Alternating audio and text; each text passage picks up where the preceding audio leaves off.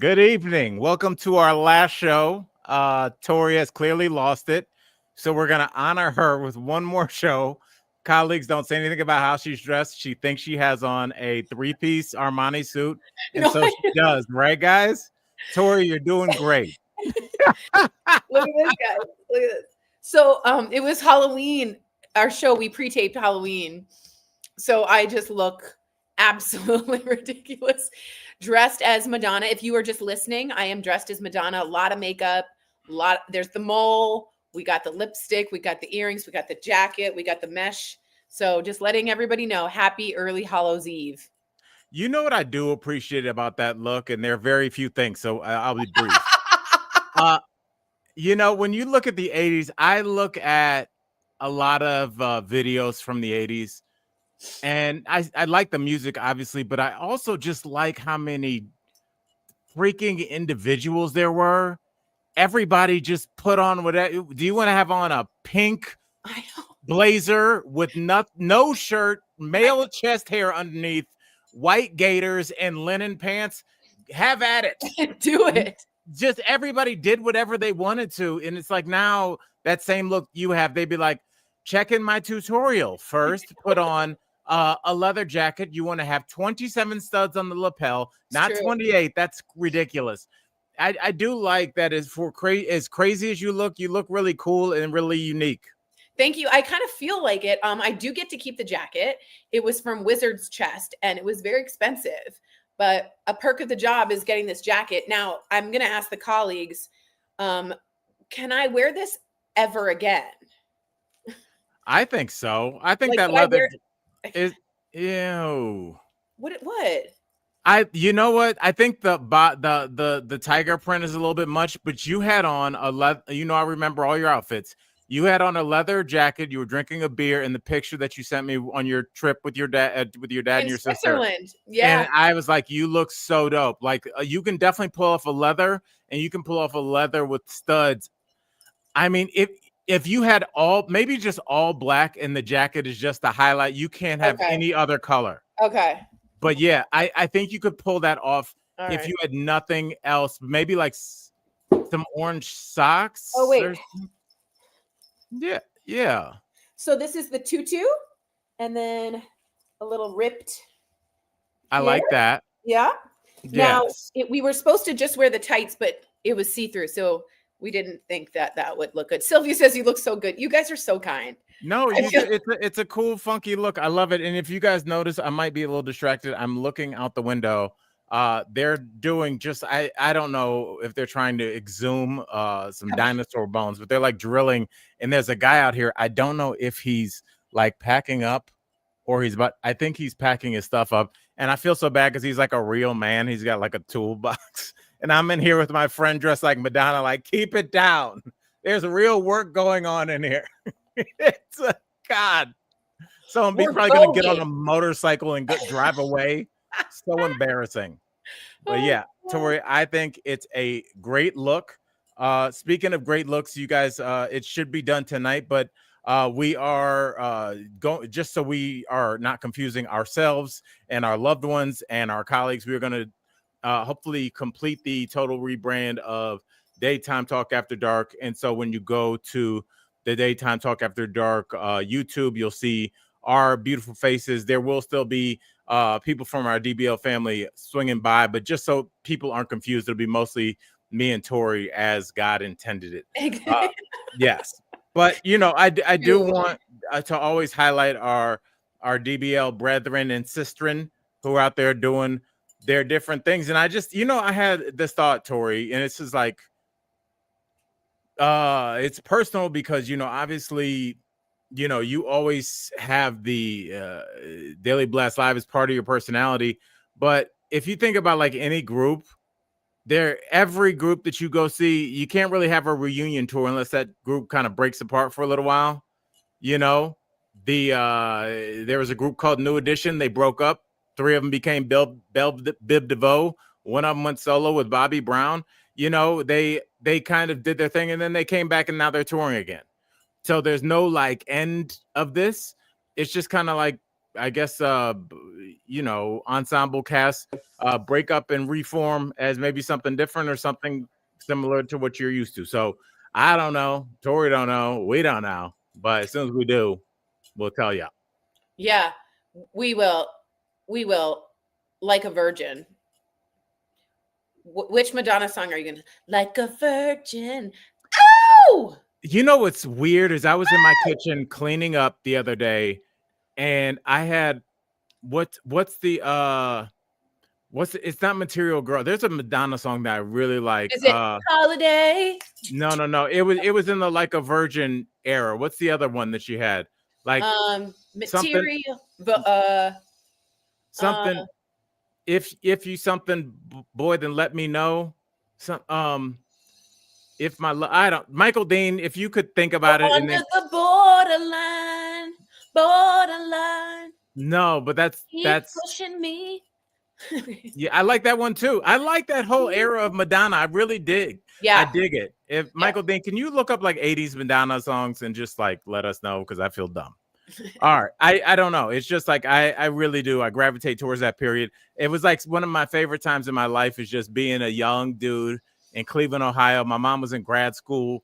So like when they would have a big exam, like waking up in the morning, they're just like there'd be boxed wine like Martini and Rossi, and just like you could tell like they tied one on that night. And just, they've all gone on to be professionals and doctors and stuff. But just seeing that period and what a funky, interesting time that was. It was definitely funky. There's also someone just said, express yourself. You got to make it. Express yourself. Is that not it? I'm trying to get that's like leaning. There's one more big like Material Girl phase, even though like all the songs that you're naming, I'm like, yeah, let me see if anybody cherish the time. I like that one too. Do I secretly like Madonna? I think you like Madonna. It's definitely one of those. But I know what you mean. It was like, God, like boy, you got to tell me. Corey, you got to talk for a second. I got to look. What? Yeah, well, maybe Michael Dean is looking. So be your lucky star. Wow, they all kind of sound the same, don't they? Wait. Papa, don't preach. I'm in trouble. No, I don't know the lyrics well. Yes, okay, and I think that's enough. Open your heart to me. Justify my love. Lucky Papa. No. What is okay? We cannot. Okay, Tori, you need to talk for a second because this. What's the lyric that you're thinking of? Like something. If you think you're good enough, boy, maybe something about a dance floor. Maybe on the dance floor. Oh, dance floor. Here's what you know. No, that's Vogue. Vogue. I type so slow. Okay, hold on. I'm at Madonna songs. Okay, here we go. Okay, not like a proper lifted timber, frozen. Open your heart. No. Open. What's your favorite song, you guys? Write in the chat what your favorite song is. Okay, and here's something that's going to be less popular to say, but it's a weird thing. I do think because cocaine was so prevalent in our society, if you look at the 80s and you look at the dress, you hear all the synthesizers, you can see the impact that it had on music. Movies were weird as shit. And like nobody said anything. I don't think that you would ever get any of those movies cleared now, but those movies in the 80s and like, Mac and Me and those kind of weird movies. Bro. No, he hasn't figured it out, Michael Dean. We're gonna take the whole okay, hour. We're gonna be maybe it's not. If you're on the dance floor, it's definitely Vogue. No, I know Vogue. Okay. How to justify? No, that wasn't justify my love. Justify my love. Cherish. How did Cherish go? Cherish the joy of ever leaving into my life. You better know it. I'm so mad. I'm sorry to have wasted the colleague's time, but I was in my house like, I like this. Wait, is he getting okay? He's not firing up. Al's really ADHDing today. I don't want this guy to start using a effing jackhammer next to us while we start the show. All right, Tori, let's let's get into this because we have some stories today. All right, let's do it. Use the mouse, Al. I don't care. I'll sit in this. Here we go.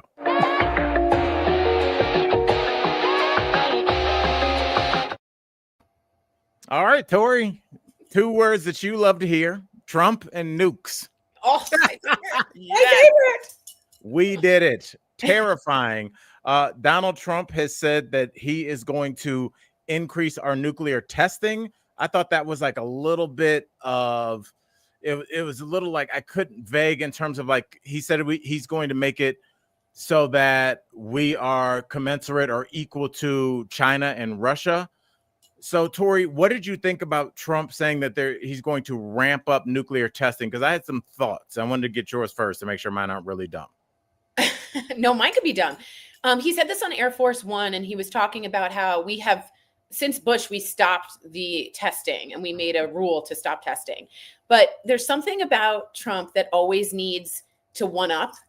And because like the boys, we're going to do the most testing. Yeah, like the boys in the recess are doing like the monkey bars. I have to do the monkey bars. And so he said, because of other countries' testing programs, I've instructed the Department of War to start testing our nuclear weapons on equal basis. He also brought up Putin, and he was like, I don't know why Putin's doing the testing when this war could be over in a week, and now it's 4 years and going. But there's a sense to me that he's like, well, if Putin's doing it, I have to do it. And that's where bravado, ego, narcissism mixed with nuclear weapons gets extremely, extremely dangerous. So Russia is experiencing a long-range nuclear-powered underwater weapon Wednesday, and it just feels like Trump was like, me too, me too. What do you think about my theory that he is worried? Not worried, but yeah, I would say worried about being considered a lame duck president. And because of that, he is constantly flexing. I'm running for a 3rd term. Because as soon as he said that, I'm like, why would you say that? I know that you could say that about everything that they do. But if you really were planning something nefarious, I think that would be something you would keep under your hat at least later, because you wouldn't want your opponents to figure out all the rules that they could prevent you from doing that. I think that he wants to constantly show that, like, this is a valid second presidency. And Tori, you could speak to it better than I could. But I remember Bush's second term was disastrous. You know, it just seems like when you are a lame duck president, you don't have as much control over your party. You know, people would be like, when you're going in, you're not going to be here anyway, old man. And he wants to constantly be like, not only am I not a lame duck, but I'm still strong. Let's talk some nukes, even though I don't know what I'm talking about. That's my theory. Yeah, I think you're right. I think he is comparing himself to Putin, and he doesn't want to feel like a lame duck. He doesn't want to lose the sense of control and power. I totally agree with that. And that's why the ballroom's being built. That's why this arch is being built. Well, what do you think about people saying he's building the ballroom because he's not planning on leaving? Oh, I'm sure let's just say that Bannon says they have a plan, and whether they go to the Supreme Court for the 22nd Amendment, or he becomes Speaker of the House and both the president and vice president resign so he can then step in. There are ways he can think about this. I do not think this will happen. I do not think it'll happen. I do want to recommend, Michael Dean's talking about it. It's called House of Dynamite. It's on Netflix, and it is like really similar to what's going on right now. And I do want to remind you guys, in the 60s, the Bay of Pigs invasion, in which we thought Cuba was going to land nuclear missiles all the way up to us, the Kennedy administration stayed up. They thought Russia was going to position nukes in Cuba, right? Correct. And come at Florida. And it was, I want to let you guys know, it was so close. And the Kennedy administration spent, like, I think 72 hours awake dealing with this with scalpels, like the most intense negotiation diplomatic skills that they could muster to figure out how to stop this invasion. And it takes that kind of tact when you're dealing with nuclear weapons, not like, I want to be big and powerful too. So anyway, I just want to say that. And by the way, this is like a little fun fact. You know, like everybody just takes every minority group and lumps them together. They're just like Hispanics, yeah, right. The blacks. Hispanics are very diverse community and group of people. And, you know, obviously in South Florida, you know, my best friend in the world is a Cuban Mexican American, and he said that the Bay of Pigs is the reason that almost every Cuban his grandparents' age and maybe even a little lower always vote Republican. And remember, South Florida is what swung it for George Bush. Yep. And I told you, my boy that lives in Puerto Rico is a comic named, or he's from Puerto Rico, said all these MAGA folks, they're like, oh, don't make Puerto Rico a state because it's going to be 2 more Democratic senators. And he was like, not necessarily, dog. You'd be surprised. Yeah. So, yeah, the Bay of Pigs had a big, a lasting effect on how people vote and how people view the Democratic Party because of that disaster in which people were, just killed on the beach because they rolled up there with no backup, which is a problem. Yeah. Can you imagine just that when you realize like, oh, nobody's coming, and that it's terrifying. All right. Well, Tori, let's get to this because I know that you are such a fan. So we get to roll out our legal ad. I'm excited. And if you've been injured in an accident, listen up. We have legal professionals standing by. You can find out how much money you can potentially get for your accident. I'm Tori Schulman here with my co-host Al Jackson. Al, tell the viewers at home who should be calling right now. Well, Tori, it's like you said, anyone that's been injured in an accident, give us a call right now and find out how much money you can potentially get for your accident. Thanks, Al.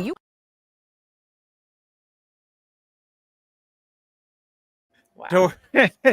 Yes, you guys do us a favor. If you do have any legal questions, call that exact number because it helps the show and it shows them that you guys pay attention and you patronize companies that show us love. So let's get into the legal matter in which we are discussing. Thank you, Michael Dean. And you can keep that number up if you want for a little while. All right. Tori, it hit me. I was like, oh, we covered this case during DBL, the Sonya Massey case. And without even referring to notes, it was an older, or I would dare to say elderly Black woman. No, she was 36. She was 36. I thought she was like old, but she was undergoing like a mental health. No, she crisis. called 911 because there was someone she was worried about at her door or around her door. This is Miss Sonya Massey, 36 years old, and she called 911 to have someone come out and check her property. And when the deputy came out, he saw her. He said, excuse my language, but I'm going to say this. He said, I'm going to effing shoot you in the face. And then he did. And he shot and he killed Sonya Massey. He also said, when asked why, he said that there was a pot of boiling water and she had on the stove. And that to him was what he considered the threat. He has just been convicted of second-degree murder. The Massey family is incredibly upset about the injustice. I do want to let you know, in 3 years, Al, he has been on 6 different police forces. I saw that. Which is just shameless. It was an all-white jury, which also brings to mind all kinds of unfair and injustice. I think there was one Black woman on the jury. No, well, Michael Dean's saying it was an all-white jury. Okay. So we'll see. But she was shot in the face, and the man did not get first-degree murder, which I think is absolutely outrageous. From what I learned, and Tori, you tell us, because you've just been around the law your entire life.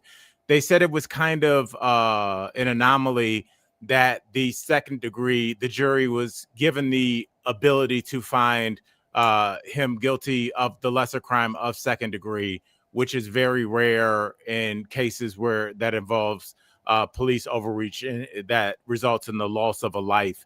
And when the jury was given that option of second degree, do you think that was allowed to be introduced? One, why do you think that isn't always on the table?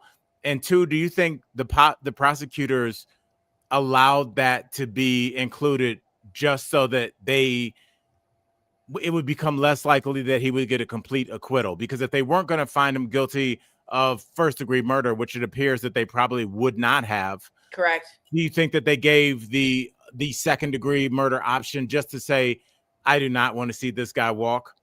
Yes. And you were right. There was one Black man, Michael Dean's correcting us. I'm so sorry to let you guys know. There was 9 white women, 2 white men, and 1 black man. Yeah, usually a prosecutor will allow that to be on the case if they're worried that the jury will let the guy walk or let the person walk. So there's always a backup plan.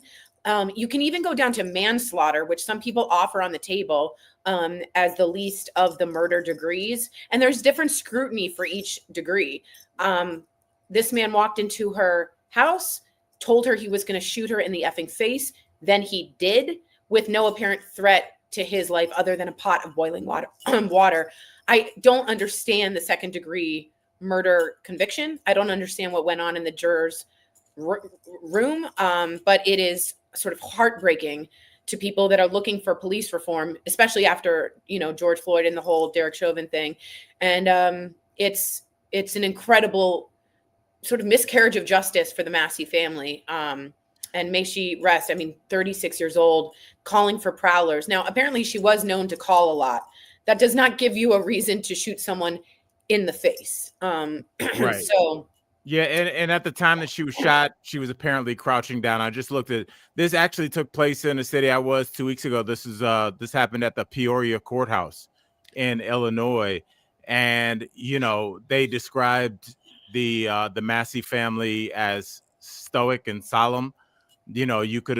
I could very easily reported that and not been surprised if they had said they were screaming bloody murder, but I'm sure they were disappointed. But I just can't imagine what's going on with their family. They said that in response to the police have learned to de-escalate and things like that. But it's like somebody's lost their life at this point. And when this woman was shot, she was crouching down saying, "I'm sorry, I'm sorry." yeah. The idea of her having a pot of boiling water she's going to throw on the cop. Don't forget, he had backup. There was another police officer with him. This whole situation played out in her kitchen. I can't tell you how many minutes, but this was not like a bang bang. I opened the door. I thought the pot that she had, they followed her into her home.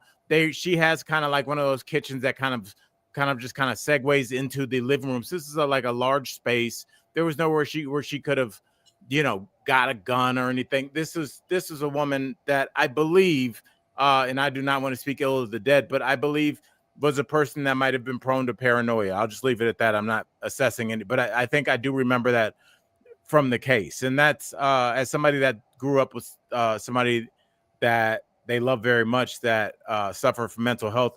A lot of mental health has to do with paranoia. If you watch a movie like like A Beautiful Mind about that brilliant mathematician, he was bipolar, schizoaffective disorder, and remember, he always thought the FBI was behind him. There's always, the person in my life always thought the government was coming for them. It's just a byproduct of when your brain is malfunctioning, and in that situation, when people so brazenly took something like defund the police and made it into a political situation where they were just like, people want cops to have no money. It wasn't that. What people wanted is to avoid situations like this. Yeah. Because the defunding would just be a reallocation of funds to a mental health professional. Right. Here in Colorado, there are a lot of units that have a mental health professional in the car with police. And you know who is really happy about that? The police, because they're not trained. They're trained to get a hold of a situation, assess the situation, stop any kind of, craziness that's going on.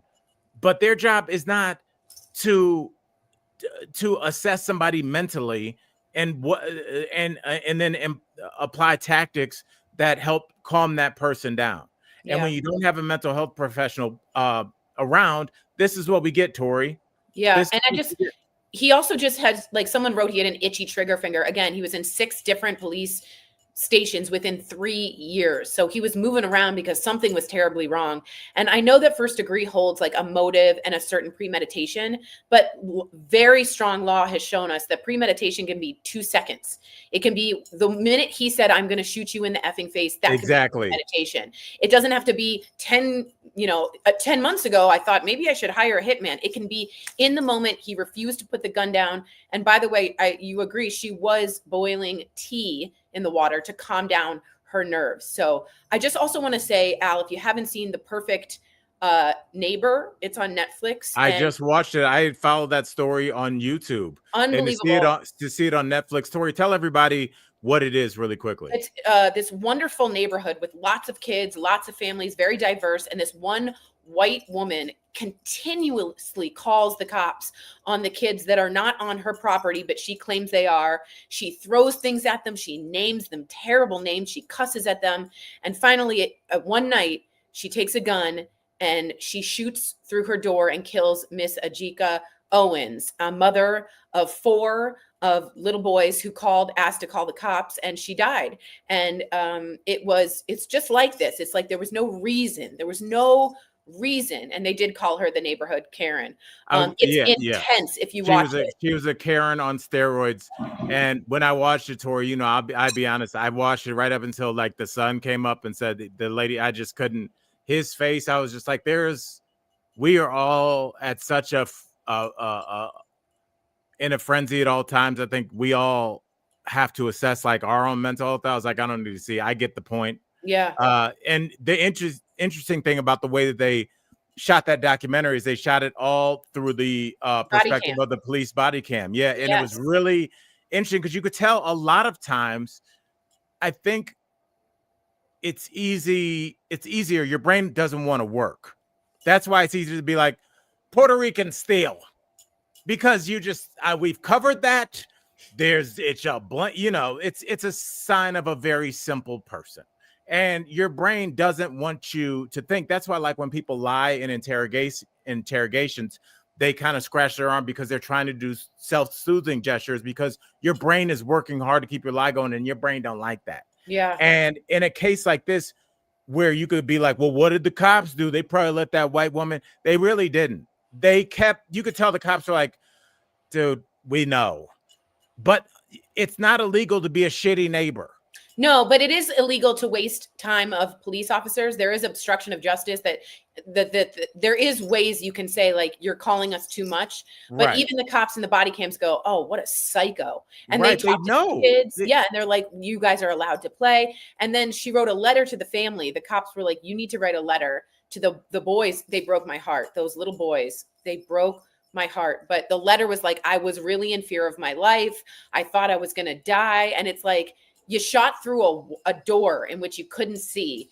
And so it's just, you just keep hearing about these, don't you? You just keep hearing about these, and it's the same thing, and it's just frustrating. It's just so unbelievable. Let's call it what it is. It's entitlement. It's racist. It's racist entitlement. I think that it boiled her blood to hear the laughter of children of color outside of her window. I cannot agree with you more. I think it made her so mad every time she heard kids laughing or heard them doing double dutch that she was like, I'm going to. And so every day she made their lives a living hell until she basically, killed one of their mothers. Killed one of their mothers. So Tori, we need to, all right. Yeah. I was going to say, let's do a palate cleanser now. We got to.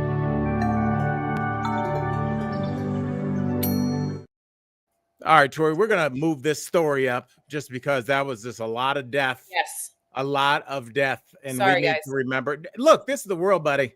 And we got to discuss it. But we also have to discuss great things that people do. One thing that a great person did last night was, did you watch the baseball game last night, Tori? I sure didn't. But I sure did hear about this Rookie of the Year.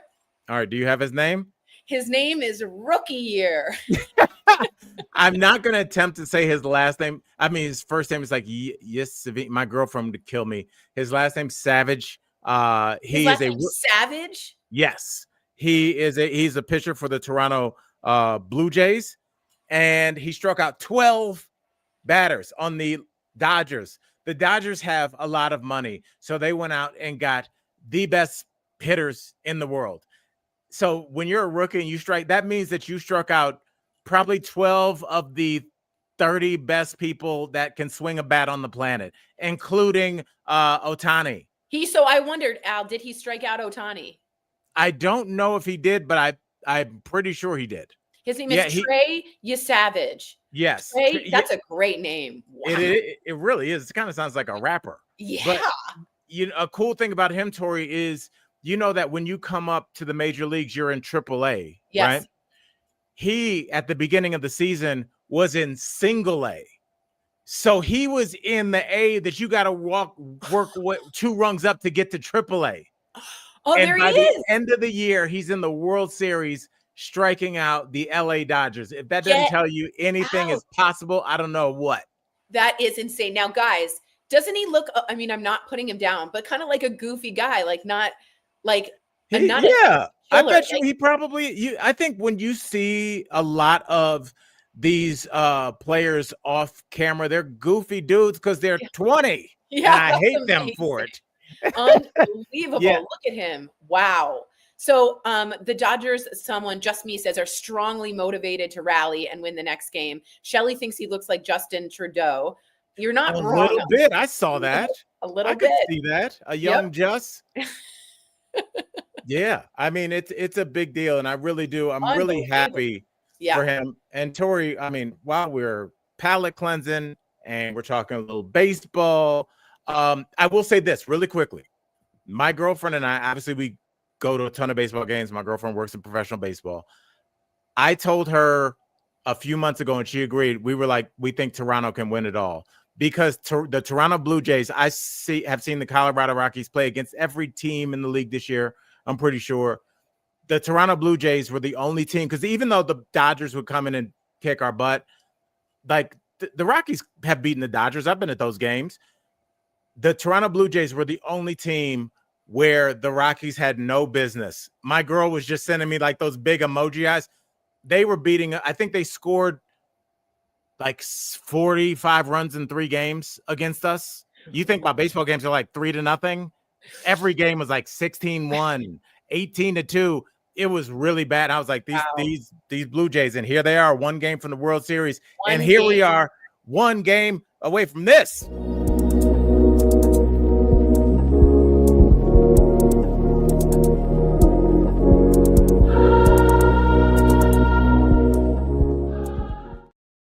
Oh, yes. 5 predictions based on nothing but vibes. That's right. And Tori, first of all, your outfit's got all the vibes. And I'm wondering if you will be able to channel those, because you were correct for Monday Night Football. You were correct that the Dodgers would win that game. And here we are, Thursday Night Football, the return of Lamar Jackson of the Baltimore Ravens. He's been out for about 4 games. His team has been sucking. And quite frankly, Tori, the Ravens need this win. The problem is they got to go to the Sunshine State and take on Tua Tagovailoa. I think I said it right. Not saying it again. Sounds like the Miami Dolphins.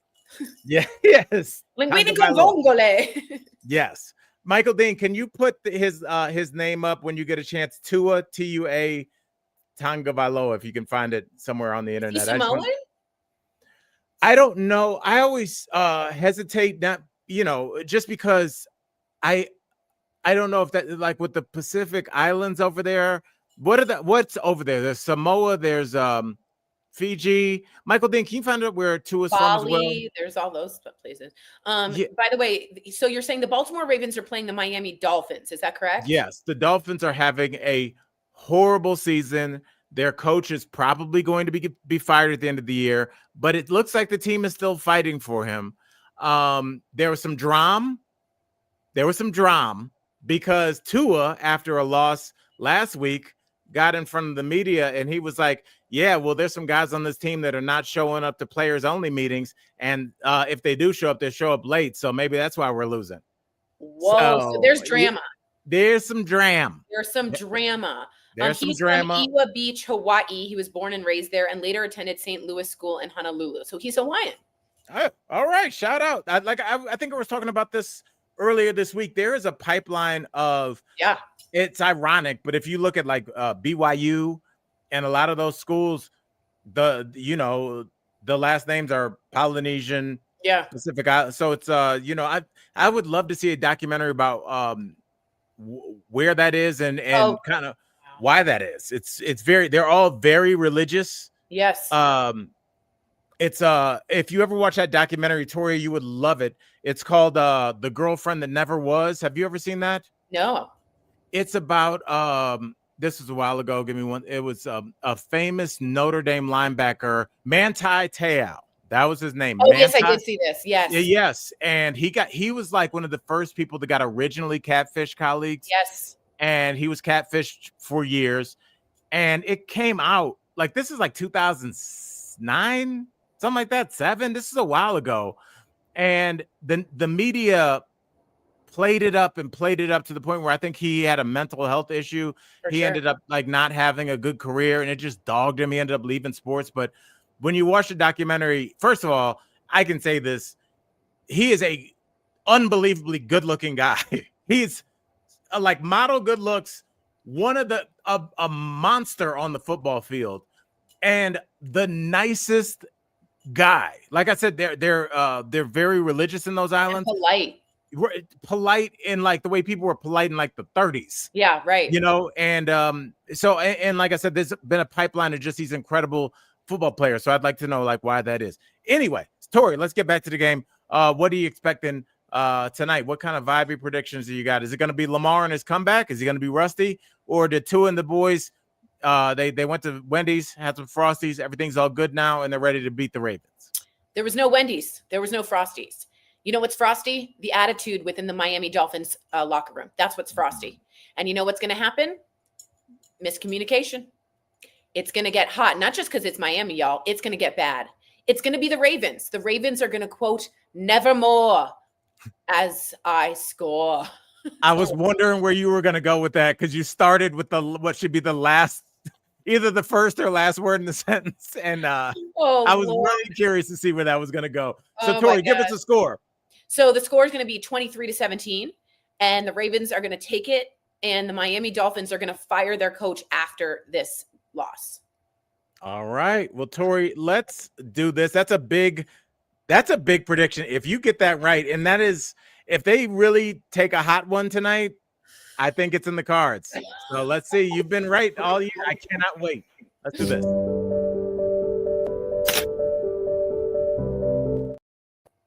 Okay, this is in the world of food and not really in the way that we want it, but yet and still. Tori, Snap Cuts have parents handing out mac and cheese for Halloween instead of candy.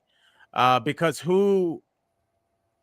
except the people that live in your neighborhood, we do a lot of arguing about global issues, national issues, but in your neighborhood, you know what people in that neighborhood make. And you know how long until they can hold out without SNAP benefits. So what do you think about handing out mac and cheese? Do you think that's like a noble thing? Or do you say, hey, just for tonight, let's try and keep some normalcy for the kids and give them some candy? No, I think this is brilliant. It's going to be ramen and mac and cheese, I believe. If you are, by the way, people are donating a lot of mac and cheese because it's like protein. It's just easy, but it takes milk and butter and cheese sometimes. So make sure you look at the instructions. But also, I think this is brilliant. I think, lend a hand. You know what I mean? It doesn't feel like charity. Everyone's already giving something out. You're not embarrassing anybody, but you're giving a family maybe a meal that they couldn't afford. I think it's a really smart idea. I've donated to some food banks here in Denver. It's 42 million people, and you don't know who on your block is food sensitive right now.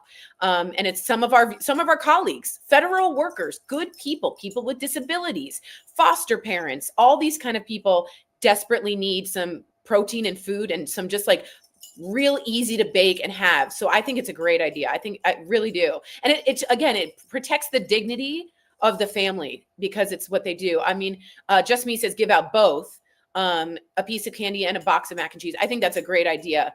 Kids Absolutely. And by the way, as a kid and now, I just had mac and cheese for dinner last night. Now I'm not doing great, but I'm just going to say, I love mac and cheese. Like that's not bad. If you are out with a potential future Mr. Tori, and he goes, "Oh, I don't like mac and cheese." Is that a red flag? It's burning red. It's strange. I It's mean, very I'm not here to critique your food choices, but I'm just like, walk me through that. Yeah, because okay, colleagues, is there anyone that dislikes mac and cheese? I don't care if you do it with the little Annie's that I'm doing now. I used to do it with the squeeze sauce, the bright orange neon cheese, the Kraft, Velveeta. Is there anyone on this chat that does not like mac and cheese? Shelly even makes her own mac and cheese. Absolutely, and Shelly knows it's a labor of love. Like It if you're a person that makes your own mac and cheese, if you do share the recipe, it's intense. It's not like layer cheese, make the noodles. It's like, okay, now a lot of people go cheddar here. That's for the rookies. This is where you bring in the ricotta. Okay, get the ricotta cheese, but only in the center. On the outside, we're going sharp cheddar or nothing. Yes, that's the way you do it. I love it. All right, Tori, let's do this and stay kind of on the food tip. Did it good? Damn it. To be near you feels like heaven in the afternoon.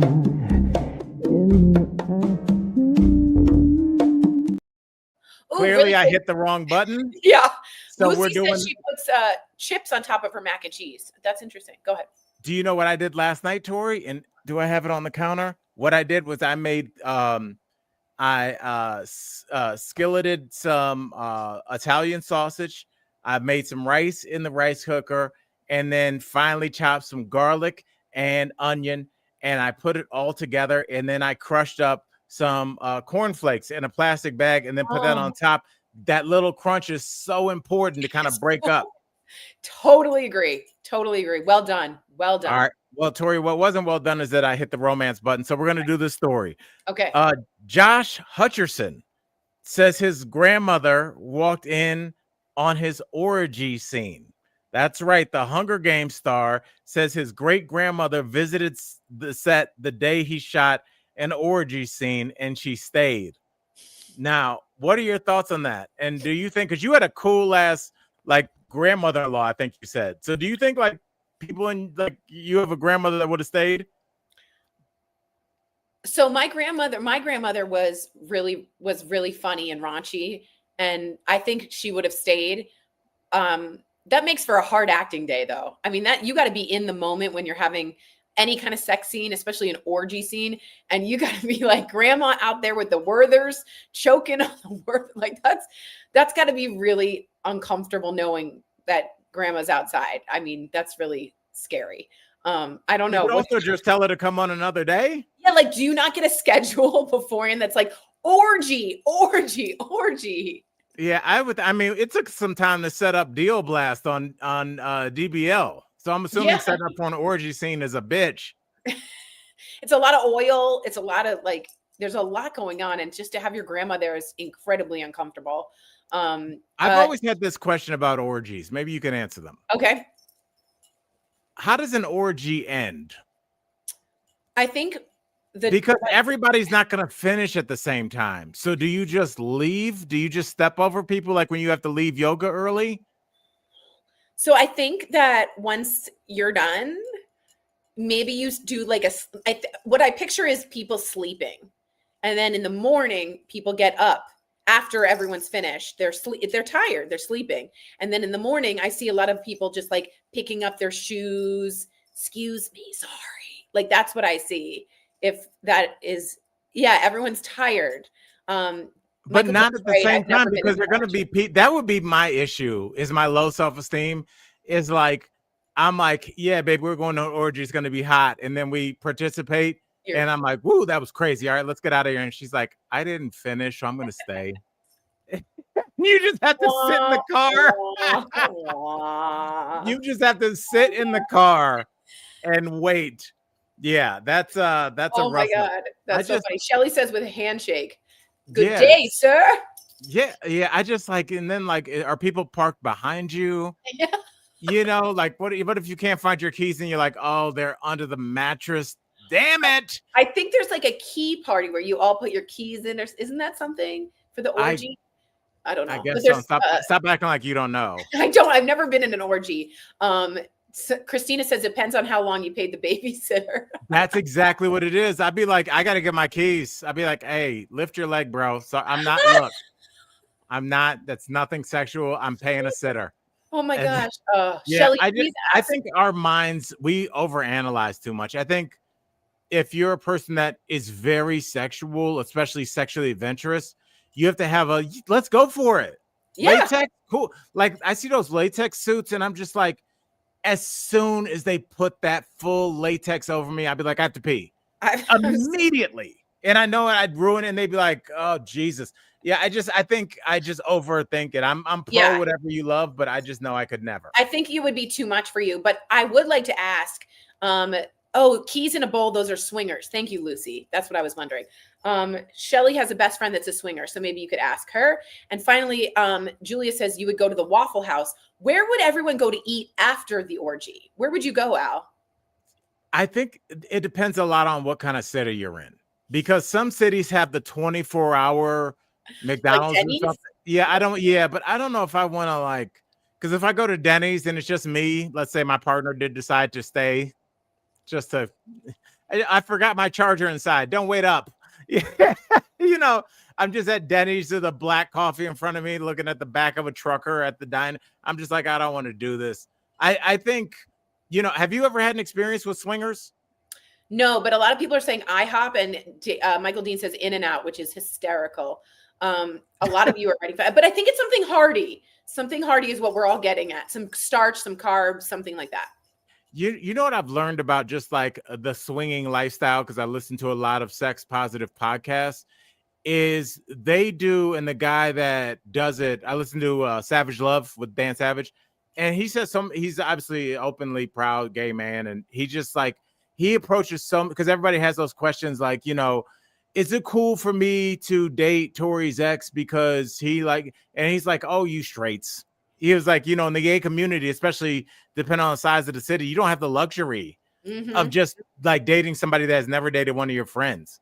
And what he was saying about swinging is, and I think it runs counterintuitive to what people think about having a wild sexual lifestyle is, but there's a lot more rules almost than there is with heteronormative. Yes. Because if you're a swinger, it's just like, okay, me and Tori are swingers. What are the rules? We can only see that person one time. Right. Nobody at our house. You can't take anybody's phone number. All these things that you have to discuss. And I think heteronormative relationships, we're just we don't talk about that. So I don't know really what you want. I just know what you never pushed back on if I did it. And I think it's weird that we are unable to have those conversations, but the communities that we look at as outcasts or sexual freaks are just I don't like that. Here's my bio. I'm a top that prefers dominant lower position. I don't, but it's just what do you like, dog? I like that, especially with strangers. I think that's great. I do too. I just think it's, I'm so against kink shaming because I just can't judge anyone. If you're into furries, go, God bless. Unless you're hurting someone, get your freak on. Go do your thing. A top is not on the bottom, Al, says Michael Dean. No, I know, but you can top from the bottom, right? I don't know what that means. We'll talk about that later. Okay. Yeah, but I mean, I think that's I think it's really an interesting question is how do we get, because I think that would cut down on, sexual assaults, SAs, but I think the people that are going to do that are probably going to do that anyway because they're a monster. But I think there's a lot of people that either would be probably more your personality, would just be I don't like that, but I don't want to say I don't like that. Or I like this, but I don't know how to tell Tori I like this. I think it's very difficult. Yeah. Because in the movies that we watch, it's always just we lock eyes, we both know it's going down, and then just a candle goes out. Right. And you're like, well, what happened? I know, they all go down, right? Yeah. So, I don't mean that. I just mean the camera. I don't mean that. Hopefully. All right, Tori. Let's get to this let's get to this thing.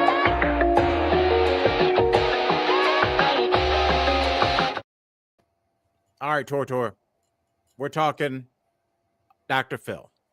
And he got famous because was it Bad Baby went on his show and said, "Catch me outside." No, he got famous because He was with Oprah during her beef trial as her like own therapist. That's not Dr. Phil. That's Dr. Phil. He became famous because he was her advice counselor during the beef trial. And then he became her doctor on the Oprah show. Dr. Phil was an advice giver and was a major Oprah person. And then Dr. Oz also, and both of them went MAGA. So yeah, interesting. Yeah. Thanks, Oprah. Yeah. Anybody else you got back in the closet there? Yeah, I mean, Oprah's introduced some interesting. She's done. I think Oprah is emblematic of what the world is.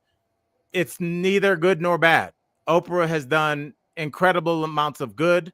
I do not think that she's a bad person, but I do think that she, through maybe probably no intent, has unleashed some charlatans. Yeah. You know, I can't say anything bad about Oprah. She's my number one, so I can't. Michael Dean, if you guys didn't know, he worked for Dr. Phil for 8 years on the show. And it was if I may say so, a pretty rough environment, I would say. I don't want to go too far. Michael Dean has told us some stories. So yeah, 2 bad picks from Big O. But I still believe everything. I love everything she does. But yeah, so Dr. Phil has gone into like some problems. I used to like Did you like Dr. Phil? Not really. I just like, there was a point. Straight talk. Yes, but then there's a point where you just see that it's like exploited it. Like when you get a 13-year-old, especially like these are real people. And when you get a 13-year-old and you're just kind of dressing her down in front of the country, it's just like, I'm like, how could this end well?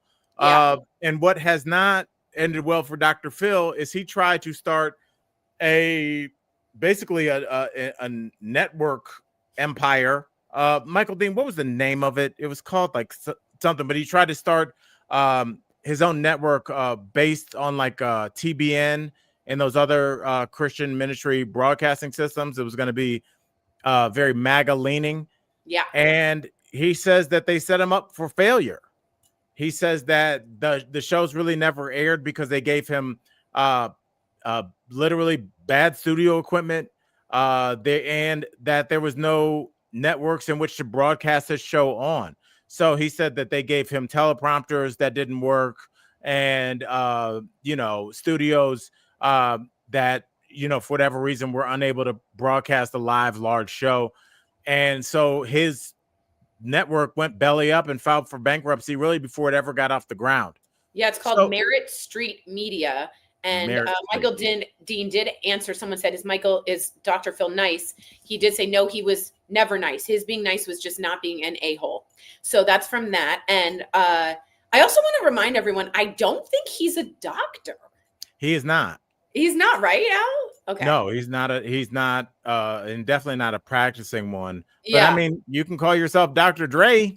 Yeah, that's true. Oh, he has a PhD in psychology. Okay, so that is a doctorate. But I will say, Dr. Phil sounds like he's doing a lot of I'm going to do my best, Dr. Phil. Okay. You know what you sound like? Sound like you're giving me a lot of excuses. Sorry. I thought you were going to have a famous diet. That's like trying to put 10 potatoes on just one plate or something. Cornflakes on a mac and cheese? That's just not right. Don't piss on my leg and tell me it's raining. That's right. That's right, Michael D. Okay. Yeah. So it sounds like a lot of excuses for a failed show. Now, his other show was very successful, but this one was a flop. And I wonder, is it the MAGA connection? I think it is the MAGA connection. And I think what he kind of missed out on, because there's a lot of money to be made in conservative media. And that's where he's kind of hitched his wagon. Remember he was going on ICE raids earlier this year. I saw a picture of that just now. Well, did you ever see the clip of the guy? There was a Mexican-American man, and he was in zip ties, and he turned around and goes, Dr. Phil? Did you ever see that? It was so weird. And you can just tell what a mind F that was for him. It's like, not only am I being deported, but Dr. Phil is doing. I mean, it doesn't make. I agree with that man that it's just very strange. It's like you're on acid. I do also want to say that he was dealing with the bankruptcy and his media company going out, and he upset a judge thank you, Michael Dean, for reminding me, because he deleted an important text, a very incriminating text. So the judge was very upset with him. So someone's not only using excuses, they're pissing on the judge's leg. Okay. Well, then, and saying it's raining, you got to end the And then the saying rest it's of that. raining. That's right. All right, Tori, I did want to get to this because this is kind of interesting. Let's do this. Perfect.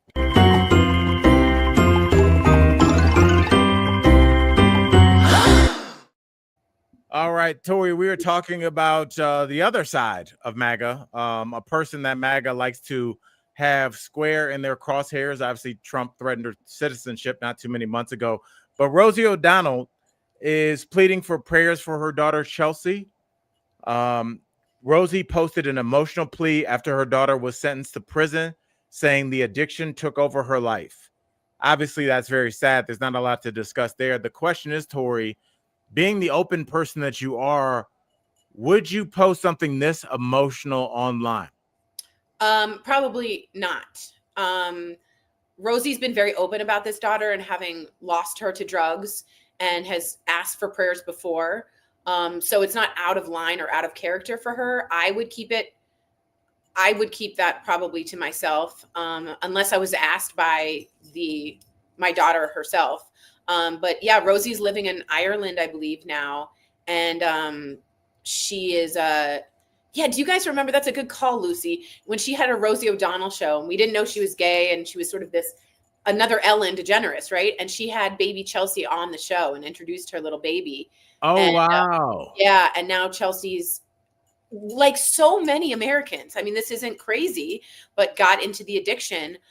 She said, I have compassion for those struggling with addiction. Chelsea was born into addiction and has been a painful journey for her and her 4 young children. That's very hard to break when you are a child of addiction as well. Yeah, I mean, when you were born an addict, yeah, that's incredibly hard to do. It's like your genetic wiring is calling for this thing that you cannot have. Yeah, it's terrible. And I wish that this country, and it's the one thing that I don't hold out a ton of hope for. I think that we have a lot of empathy when it comes to certain things. I think we have a lot of empathy after a natural disaster. Things that are out of your control, but for some reason, people in this country just think that drugs are something that you can just stop doing. Yeah. And it manifests itself in ways where people will be like, I have a sex addiction, I have a shopping addiction, or a gambling addiction. They're just like, well, I like to do all those things. It's like, you don't understand. Yeah. That this I haven't seen my kids for 10 years because of this. It's not about sex, but I think that it's hard because we do come from puritanical roots for this country to understand that vices are not enjoyable, even to the people that are currently experiencing them in Vegas. And you're like, I'm trying to vacation where your disease is. Yeah. It's just, I just wish that we understood. And I think because of that, there's a lot of shame when people's loved ones, their kids, their parents are strung out on meth. But, in the predatory society we have, Tori, if you notice, when they first rolled out the opioids, what did they do? They targeted communities where there had been a massive amount of job loss. Yeah, economic depression. Yeah, West Virginia. That's where that's where those pharmaceutical companies first started dumping all those Oxycontins.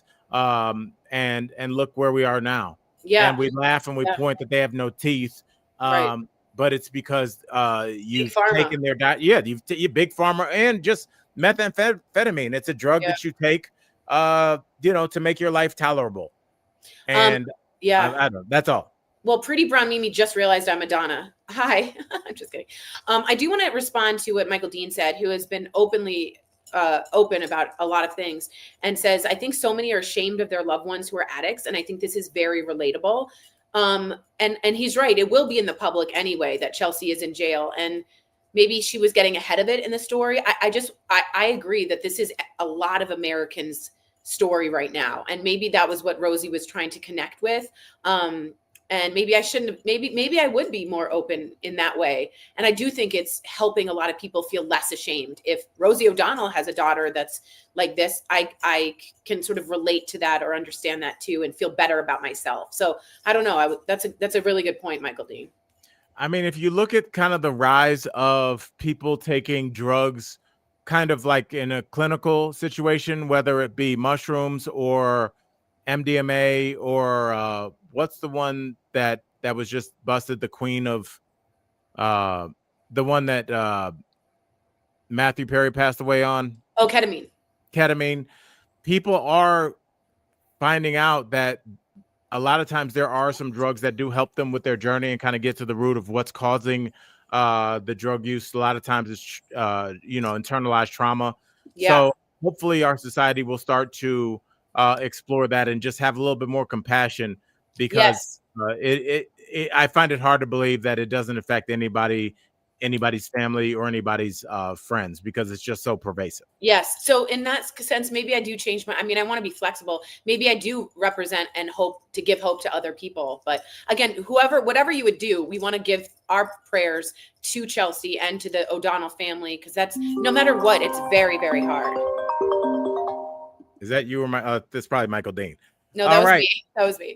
Oh, you're so busy. All right, Tori, take us out.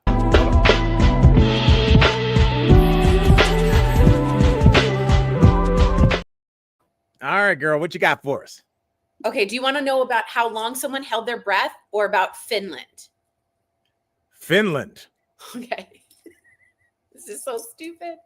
Oh, Shelly, I'm so sorry. She says the cross addiction is what tore my husband down.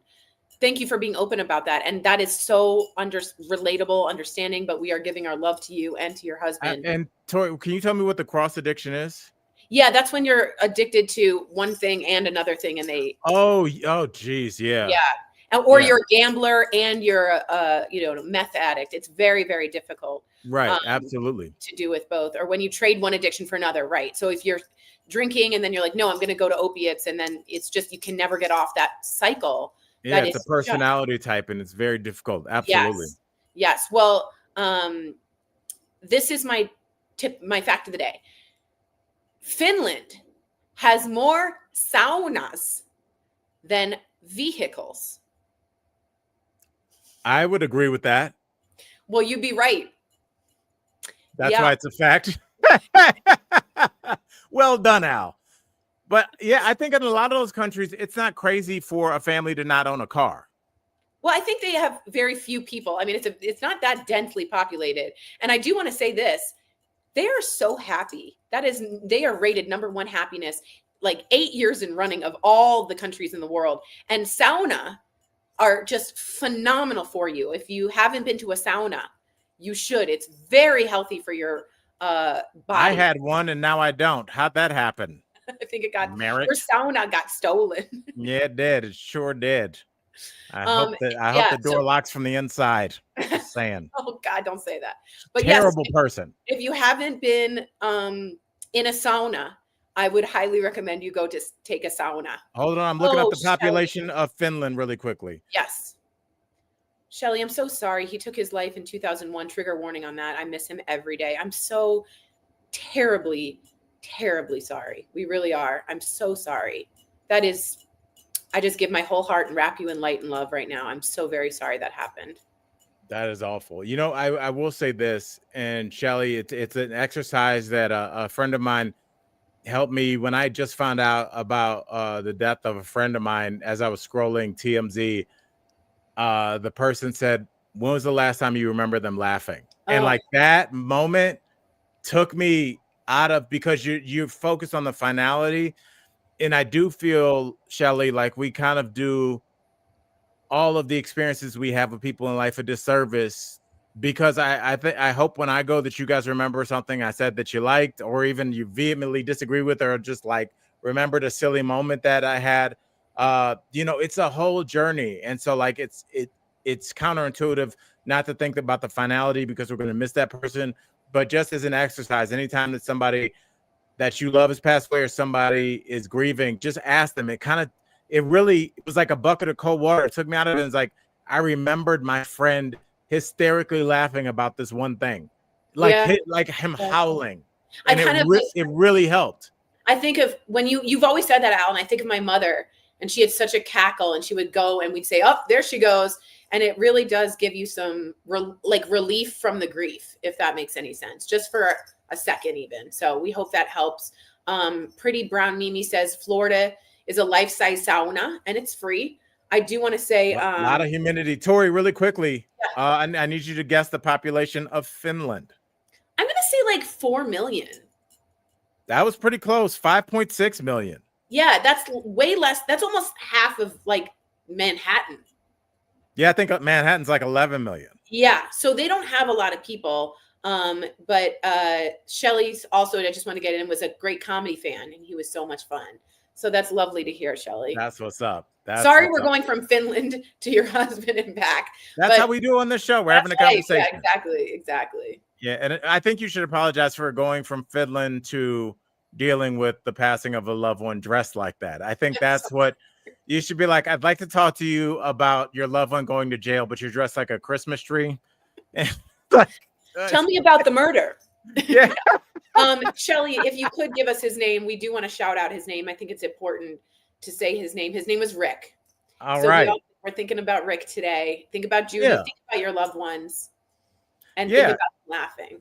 Absolutely. And for as much as it always seems like this world is spiraling downwards, you know, look at history. There's been a lot of shitty things happen, but we're still here. There's still people laughing. There's still people having babies. And there's some about, what do they say in Jurassic Park? Life finds a way. So make sure. Finds a way. There That's you my go. Jeff Goldblum. Oh, we got that. Usually after you do an impression, it should be good enough where you don't have to yell it at the audience right after. That's the Terminator. Get it? Schwarzenegger. He'll be back. It's a movie. It's a movie. All right. Love you guys. Michael Dean, take us out.